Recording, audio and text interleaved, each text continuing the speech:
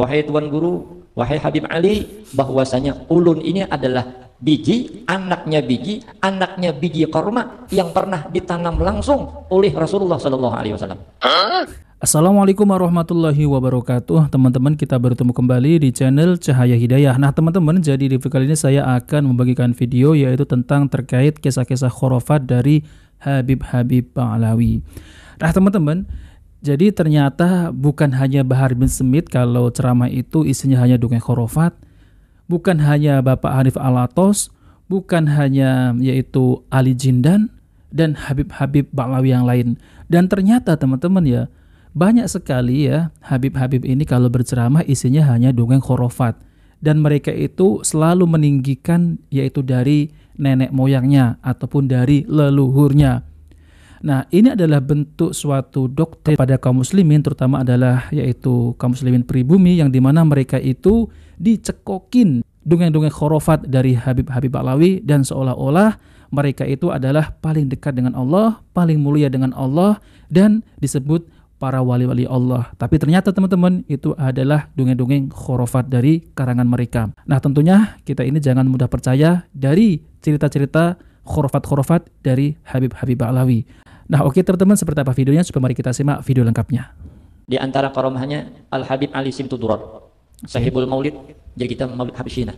Beliau seorang keturunan Rasulullah, seorang habaib, juga seorang ulama besar. Yang beliau ini sangat mencintai kepada Rasulullah.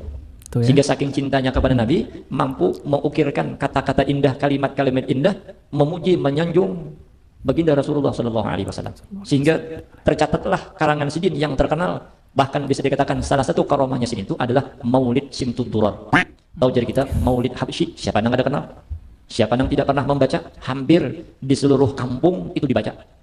Nang di situ ada muslimnya, hampir seluruh. Nah kita di mana-mana aja, apalagi kita Bangkalan Bun, ya kalau ibu-ibu setiap hari 2, 3, 4 majelis napa Maulid Habsyi yang dibaca. Nah itu termasuk di antara karamah yang luar biasa. Dan lagi di antara karamah beliau itu, beliau mampu mendengar benda-benda mati bertasbih. Ini karamah Sidin nih. Macam meja, macam gelas, buku, lantai, dinding, semua Sidin bisa mendengar bunyi tasbihnya. Sehingga satu ketika beliau mendengar di antara benda-benda mati nang di sekitar situ bertasbih, ada di antara satu suara, nang suara tuh lebih nyaring daripada nang lain. Tak nyaring kita. Mau nang lain kan biasa, menurut kalam tasbihnya mereka masing-masing. Kan beda nih, ada sama. Macam mana suaranya, kita kada mengerti. Kita tak paham, macam mana meja ini bisa berpandir. Jangankan meja, kambing juga kita kada mengerti ya kalau. Be, jangan anak makan, be juga. Anak beol, be juga. Kan semuaan Pak, sampai anak mati pun be juga. Kada ngerti kita. Padahal itu ada maksudnya tuh, kita juga ada paham bahasa binatang. Nah, jadi Habib Ali ini beliau punya kelebihan bisa mendengar tasbihnya setiap benda-benda yang mati. Astagfirullah, astagfirullah, kacau ya teman-teman ya. Nah ini ceramah yang kocak ya teman-teman ya. Mereka itu seakan-akan ingin menyamai yaitu mukjizat para nabi dan rasul ya teman-teman. Kalau Rasulullah SAW itu pernah mendengar kurma ya, pohon kurma menangis ya. Ini bukan nabi, bukan rasul. Ini malah lebih dahsyat ya teman-teman ya. Karomahnya itu melebihi Rasulullah SAW. Yaitu apa? Mereka itu bisa mendengar yaitu benda-benda mati seperti meja, kursi, mikrofon kali ya. Itu berzikir kepada Allah SWT. Ini sangat luar biasa teman-teman. Ini melebihi mukjizat para nabi. Kalau para nabi ini bisa mendengar bahasa hewan seperti Nabi Sulaiman. Lalu kemudian Rasulullah ini bisa mendengar tangisan pohon kurma ya. Ini luar biasa teman-teman, benda mati itu. Kocak bener ya ini ya, para Habib Ba'alawi ini. Ya pantesan ya mereka ini ceramahnya itu isinya hanya khurafat. Ya mereka itu apa teman-teman tujuannya? Ya tujuannya demi kepentingan kelompoknya, agar dipercaya, agar dihormati. Ya apa? Dengan mengaku sebagai zuriat Nabi. Lalu kemudian mereka itu meninggikan leluhurnya, menceritakan bahwasanya leluhurnya ini wali Allah, memiliki karomah ini dan itu. Nah ini adalah salah satu contoh ya teman-teman ya. Mereka itu kalau berceramah dongeng khurafat, bukan 1, 2, 3, tapi kenyataannya teman-teman ya banyak ya Habib-Habib Ba'alawi ini kalau berceramah isinya dongeng khurafat. Jadi kalau mereka itu duduk berdongeng, kalau mereka itu berdiri berjoget. Oke, mari kita lanjutkan. Sehingga satu ketika beliau mendengarkan benda-benda mati tersebut bertasbih, ada di antaranya nang bunyinya nyaring pada nang lain. Dicari Sidin, nang mana garang bendanya nih? Nang bertasbih ini tak nyaring orangnya. Mun meja ganal kelihatan. Nang Mana jangkrik orangnya apa ya nyaring. nih? Ya. Itu rupanya ada di bawah takapit. Bendanya halus macam ibu jari ini aja nih. Apa rupanya? Biji korma. Biji korma. Jaga meja kan nama kelihatan nih. Bunyinya nyaring, orangnya kelihatan. Mana bendanya nang jemput tasbih? Rupanya bendanya halus biji korma. Lalu ditanya beliau, wahai biji korma, kenapa artinya pian ini bertasbih lebih nyaring daripada nang lain? Apa sebabnya? Apa jawaban biji korma tersebut? Wahai Habib, wahai Tuan Guru, wahai Habib Ali, bahwasanya ulun ini adalah biji, anaknya biji korma yang pernah ditanam langsung oleh Rasulullah Sallallahu Alaihi Wasallam. 3 turunan lah, cicip ya. Aku adalah Bohong lah itu, bohong, jelas-jelas itu penipu ya. Mana ada ya anaknya biji yang pernah ditanam Rasulullah Sallallahu Alaihi Wasallam ya. Jangan mudah percaya ya teman-teman ya. anaknya biji korma nang dulu pernah langsung ditanam oleh Rasulullah. Jadi gara-gara ada hubungan itu, suaraku tanyaring daripada yang lain. Rupanya kayaknya biji korma ini dulu Rasulullah nang menanamnya. Rasulullah langsung nang menanamnya tuh. Nah, atau sekarang yang disebut dengan korma ajwa. Jadi yang disebut korma Nabi ya Allah. Kenapa? Karena memang korma itu dulu ditanam oleh Nabi. Nah ternyata turunan, jadi korma itu ada turunannya. Disangkut pautkan. Ada silsilahnya, bersambung lawan Nabi. Korma aja bersambung, apalagi manusia ya Allah. Nah bersambung, gara-gara bersambung sanatnya dengan Rasulullah Sallallahu Alaihi Wasallam, ujar korma tadi, suaraku tasbih, bunyi tasbih suaraku ini bisa lebih nyaring daripada benda-benda mati yang lain.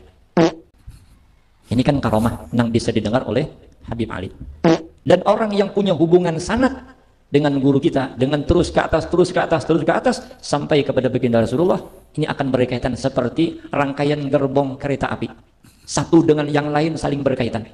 Ini akan terus membawa nih kemana berjalan, akan terus terikat kemana-mana. Maka ketika ada satu gerbong yang anjlok bagian belakang, yang di depan akan berhenti untuk memperbaiki yang di belakang agar kembali kepada jalur relnya sehingga bisa jalan lagi. Itu perumpamaan orang yang bahasa dan ilmu. Nah teman-teman yang dimuliakan Allah SWT, ya seperti para Habib Alawi ini ya teman-teman, yang mereka itu ya mencakupkan nasabnya itu bersambung kepada Rasulullah SAW. Nah setelah gerbongnya ini terputus ya dari jalur Ahmad bin Isa, ternyata ya Ahmad bin Isa ini tidak memiliki yang namanya Ubaidillah. Jadi gerbongnya ini terputus ya teman-teman. Nah maka dari itu ya mereka itu bukan zuriat Nabi SAW. Karena apa? Karena mereka itu nasabnya terputus seperti gerbong tadi ya teman-teman. Jadi semestinya ini membicarakan mereka ya tentang terkait masalah nasab. Jadi nasabnya mereka itu hanya mentok kepada Ubaidillah ya teman-teman. Jadi bukan cucu Rasulullah tapi cucu Mang Ubaid. Tapi mereka ya kekeh ngeyel bahwasanya Ubaidillah ini anak daripada Ahmad bin Isa. Padahal ya teman-teman mereka itu sudah terputus itu ada 500 tahun ya teman-teman. Jadi kok bisa mereka ini mencangkokkan dari yaitu Ubaidillah anaknya Ahmad bin Isa. Nah seperti itu teman-teman. Jadi lebih lengkapnya teman-teman bisa menyimak yaitu tentang terkait ya ceramah dari Kiai Imaduddin Al-Bantani tentang terkait masalah pernasaban ya teman-teman. Jadi mereka itu terputus ya, dan mereka itu tidak bisa membuktikan yaitu kitab nasab, kitab sezaman, filolog dan tes DNA dari abad ke-4, ke-5, ke-6, ke-7, ke-8 ya teman-teman. Mereka itu tidak bisa membuktikan. Nah maka dari itu ya hakul yakin ya Kiai Imaduddin Al-Bantani ini ya membuat tesis bahwasanya nasabnya itu terputus. Nah oke teman-teman, itu tentang terkait masalah nasab. Jadi tentang terkait masalah pembahasan yaitu dongeng-dongeng khurafat itu memang sudah menjadi makanan keseharian mereka ya teman-teman. Yaitu ketika berceramah ya mereka itu akan mendongengkan dongeng-dongeng khurafat. Ya mereka itu mendapat makan ya dari situ. Kalau nggak dongeng ya mereka akan menari berjoget ya teman-teman. Jadi teman-teman ya dongeng-dongeng khurafat yang diucapkan ataupun diceritakan oleh ya para Habib Alawi ini memang ini sudah hal yang lumrah ketika mereka itu berceramah diundang sana sini ya isinya hanya itu yang disampaikan, nggak ada yang lain. Ya seharusnya kalau mereka ini mengaku sebagai zuriat Nabi, ya yang disampaikan ya leluhurnya, ya yaitu kakeknya Rasulullah SAW, lalu kemudian ya para sahabat Nabi memperjuangkan agama Islam bersama Rasulullah, para istri-istri Nabi. Tapi ini enggak teman-teman, mereka itu yang disampaikan hanya leluhurnya, Habib Habsyi, Habib Al-Idrus, Fakih Muqaddam, Habib ini, Habib itu saja yang disampaikan. Nah maka dari itu kita harus berhati-hati teman-teman, ketika kita ingin menghadiri majelis ilmu, malah isinya malah dongeng-dongeng ya. Nggak ada Al-Quran dan hadis Nabi. Isinya hanya itu saja. ya. Nggak ada pendapat imam ini ya, pendapat imam mazhab, nggak ada. Mereka hanya dongeng khurafat gini ya. Dulu itu kakek saya, dulu Fakih Muqaddam, Mi'raj bertemu dengan Allah SWT dalam sehari itu 70 kali. Nah seperti itu. Dulu Habib Fulan ini ya memadamkan api neraka dengan jari kelingking. Dulu Habib Fulan ini ketika di kuburan, ketika malaikat datang, dibentak. Seperti itu teman-teman ceramahnya. Jadi selalu menceritakan kisah para leluhurnya ya teman-teman. Nah maka dari itu teman-teman ya, setelah adanya tesis Kiai Imaduddin Al-Bantani ini ya, yang banyak sadar itu dari kalangan NU teman-teman ya. Karena NU ini dari dulu itu kan selalu ya lebih itu menyanjung-nyanjung para Habib-Habib Ba'lawi teman-teman. Ya, seperti yaitu Bapak Lutfi ya. Itu sangat kental sekali di NU ya teman-teman. Ya, sekarang banyak yang sadar ya. Bapak Lutfi ini ternyata telah memasukkan makam-makam ya, membuat makam palsu diba'lawikan. Bahkan apa itu ya yang ada di mana itu diba'lawikan. Tapi sudah terbongkar ya teman-teman kedoknya ya. Mereka itu memalsukan makam. Ada juga yang memalsukan sejarah ya. Banyak ya teman-teman, para pahlawan diba'lawikan. Ada juga yang Habib yang berceramah itu sering marah-marah, memprovokasi umat, yaitu mengajak masyarakat untuk membenci pemerintah. Jadi Indonesia ini malah kacau ya teman-teman dibuatnya.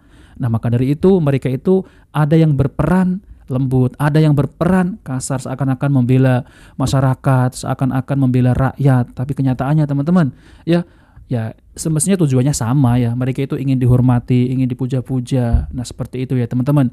Jadi maka dari itu cerita-cerita khurafat dari Habib-Habib Ba'lawi ini ya kemungkinan sampai hari kiamat juga mereka akan terus yaitu menceritakan dari leluhurnya teman-teman. Namun pada hakikatnya mereka ini memang ya sangat jauh dari ya zuriat Nabi SAW yang apabila ceramah itu isinya hanya seperti itu ya teman-teman. Bukan Al-Quran dan hadis Nabi SAW. Jadi banyak sekali lah teman-teman ya seperti ya dongeng-dongeng khurafat itu mungkin kalau dikumpulkan itu mungkin jutaan kali ya dongeng-dongeng khurafat. Entah mereka itu dari mana ya, kemungkinan ya dari kitab-kitab yang mereka tulis ya teman-teman, dari Habib-Habib Ba'lawi yang dulu-dulu ditulis padahal itu hanya dongeng-dongeng khurafat teman-teman. Nah maka dari itu kita jangan mudah percaya ya. Ya jadi gini teman-teman ya, pada intinya kita itu jangan mudah percaya dari golongan ini yang dimana mereka itu kalau berceramah sangat-sangat minim ilmu yang disampaikan ya teman-teman. Lebih baik kita dengarkan ya yaitu ceramah-ceramah yang di dalamnya itu isinya itu adalah qala Allah qala Rasul. Ini malah lebih kita itu mendapat ilmu yang bermanfaat ya teman-teman, bagi keluarga kita ya, bagi masyarakat dan teman-teman kita ya teman-teman. Nah oke teman-teman, jika video bermanfaat jangan lupa like dan subscribe di channel Cahaya Hidayah. Wabillahi taufiq wal hidayah. Wassalamualaikum warahmatullahi wabarakatuh.